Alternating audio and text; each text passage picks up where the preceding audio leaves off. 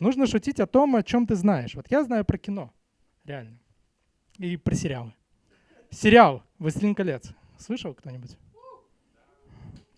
А, Слышали, что там есть вот такой скандал, что куча вот под ютубовскими видео есть миллион комментариев, что типа на русском языке все комментарии, что вот нынешние создатели не могут создать ничего оригинального, они могут только извращать старое, то, что уже создали. Это отсылка к тому, что там гномов, эльфов и хоббитов играют чернокожие актеры. Слышали такой скандал? Похлопайте, кто слышал. Круто.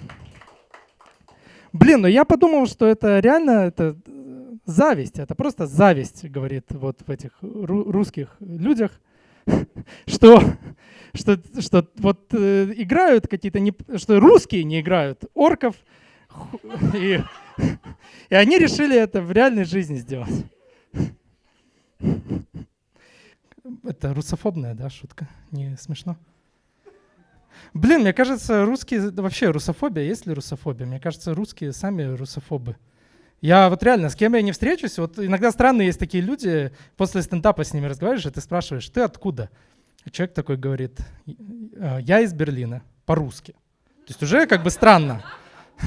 Я спрашиваю, но откуда ты, как бы, ну, изначально, какие у тебя корни? Он говорит, ну, вообще я на 1/8 украинец. Я такой, ну, интересно, а 7/8 куда подевалось? Ну, блин, ну, если все русские вот так боятся сказать, что они русские, что вообще все русские это на 1/8... Больше нет русских, остались только вот эти дробные украинцы, на 1/8 украинцы.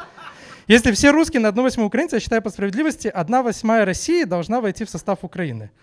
Но какая 1/8? Я думаю, что Беларусь. Я из Беларуси. Беларусь должна войти в состав Украины. Так будет лучше для нас. Я, как белорус, имею право так сказать. Будем от мора до мора. Ну тогда еще нужно захватить Калининградскую область, там Литву, Польшу, но разберемся. Блин, славяне, круто, нужно быть вместе. Согласны? Я считаю, что, может быть, прикольно было бы, если бы все расы в этих «Властелин колец» играли славяне. То есть не вот эти американские расы, а наши славянские расы. Вот эти трудолюбивые, шахтеры, гномы, это вот Леша, восточноукраинцы, знаменитые долгожители, красавцы, очень, в общем-то, приятные, длинноволосые. Это мы, белорусы, эльфы. Спасибо.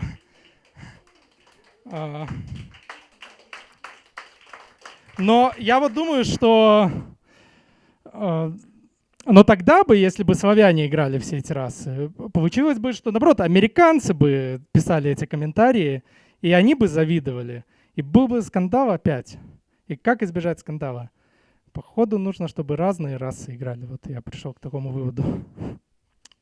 Круто. Но вообще много людей, которые вот ксенофобы, реально ксенофобы. У меня есть знакомая, которая много лет живет в Германии, она жила в Германии, она уже уехала. Я спрашиваю, а почему ты уехала из Германии? Она говорит, как же мне надоели эти мигранты. Я с ней познакомился на русском марше. И я хочу сказать, что... Блин, ну это шутка. На самом деле, правда гораздо более шокирующая, чем эта шутка, реально. Я вам скажу правду, что на самом деле так сказала не моя знакомая, с которой я познакомился на русском марше, а моя преподавательница, немка, здесь, в Германии. Она сказала, как мне не нравится, вот изменились эти районы, Нойкёльн и прочее. Мне здесь опасно, я здесь боюсь находиться. Реально, это реальная история. Мне пришлось сбежать из окна по строительным лесам, потому что она говорила, Никита, ну что не так, это просто мой опыт. Мне просто не нравится, как изменились, во что они превратили своих женщин, во что они их укутали. Реально она так говорила.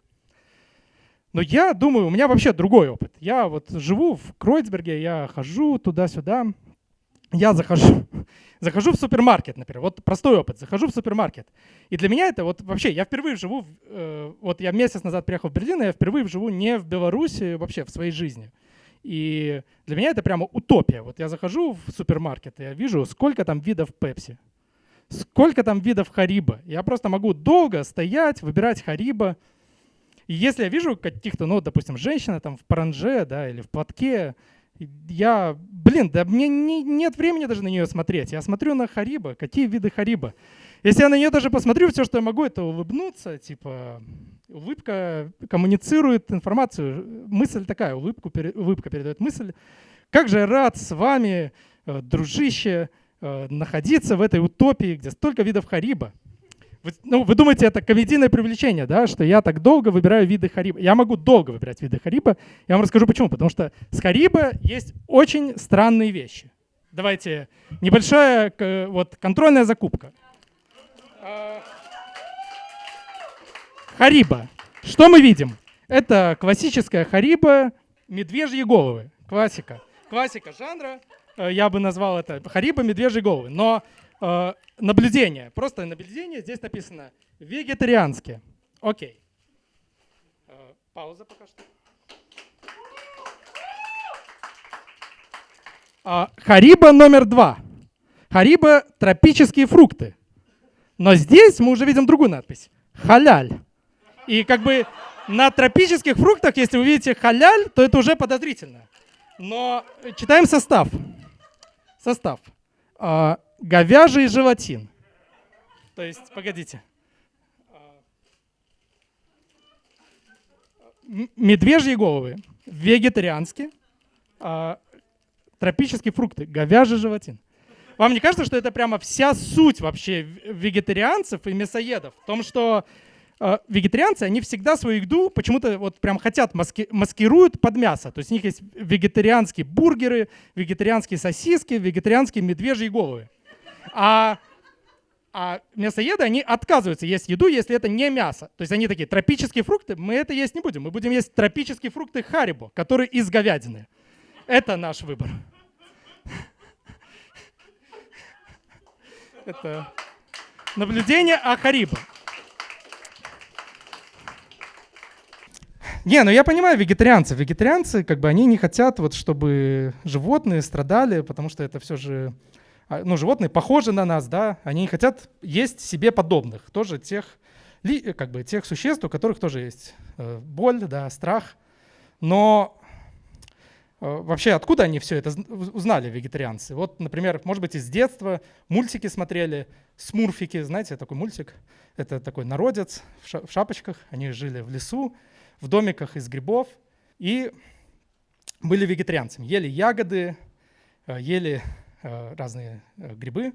И вегетарианцы, вот, они посмотрели мультик, они такие, мы хотим тоже вот быть как смурфики, вегетарианцами, мы не будем есть себе подобных. Но простите меня, тогда как вы объясните вегетарианские харибо в виде смурфиков? Почему вегетарианцы отказываются есть харибо в виде ягод, там, звездочек, они хотят? Нет, мы хотим есть харибо в виде других вегетарианцев, в виде смурфиков. Это они сами себя не уважают. Что это такое? Несмотря на эти все проблемы с харибо, я думаю, что надо мне остаться в Германии. Я так думаю, что круто. Германия круто. Утопия, я так назвал. И я уже договорился там с адвокатом, уже чат создали в телеге. И там я уже скинул документы. И я такой дописал голосовое сообщение моей девушке. Она живет в другой стране, в другом городе. Олечка, я подаюсь на ВНЖ в Германии. И ей это совсем не понравилось. Она такая... очень токсично. Ну, Никита, а ты что, не знаешь, что вообще-то, чтобы подаваться на ВНЖ, сперва нужно найти, как ты себя будешь обеспечивать? Типа источник дохода. Ну, во-первых, у меня уже есть источник дохода. Я каждый день хожу, я пью много пепси, я хожу в этот автомат, засовываю бутылки из-под пепси, мне там чеки вылазят. Это мой источник дохода. Не, я, кстати, слышал, что можно вообще любые бутылки брать и вообще все что угодно туда засовывать. Я не знаю, обувь, которую нашли, бананы. Главное там наклеить вот эту штучку, значок, типа переработка. И оно все принимает. Но я боюсь так делать, на самом деле. Я думаю, что очень строгие наказания. Мне кажется, что если тебя поймают за это, они потом возьмут твой мешок с этими бутылками, достанут там самую глубокую бутылку со дна, куда все стекло, и заставят облизать. Отвратительно, да? Второе, что она сказала, это нужно учить немецкий. Она такая, нужно учить немецкий, Никита, нужно учить немецкий.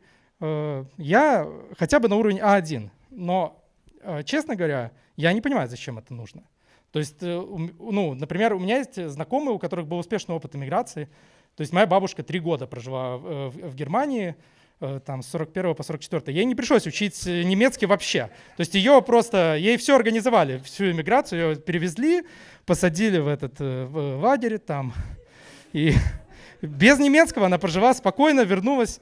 Им очень это понравился, этот опыт ее. То есть они до сих пор вспоминают, как она жила, ей раз в год присылают пирог. Она в Минске живет, пирог, что ли. Чтобы вы понимали, что это за пирог. Это такой пирог сухой, прямо ужасный. То есть мне бабушка звонит раз в год такая злая, несчастливая. Она такая, Никита, ты можешь прийти и забрать это? То есть преступления нацистов еще продолжаются. Нет, но это странно учить язык, вот, на котором преступления совершались, правильно, разговаривать на нем.